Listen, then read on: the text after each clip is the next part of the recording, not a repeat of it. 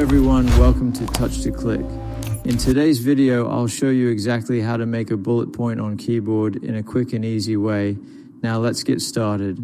Step 1, open the document where you want to add bullet points, such as Microsoft Word, Notepad, or any text editor. Click on the exact spot where you want the bullet to appear.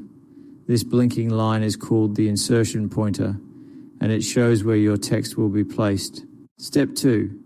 Look at your keyboard and make sure the number lock key is turned on. The number lock key is usually located on the top left of the numeric keypad section. It must be activated so the number pad can type numbers instead of controlling the cursor. Step 3. Press and hold the Alt key on your keyboard, which is usually located near the spacebar. While holding the Alt key, type 7 on the numeric keypad on the right side of your keyboard.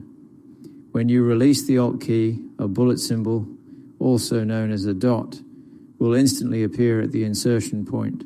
Step 4. To add more bullet points, simply repeat Step 3 each time you need one. Hold Alt, press 7 on the number pad, and then release Alt. This method is useful for creating lists, organizing information, and making your content look neat and professional.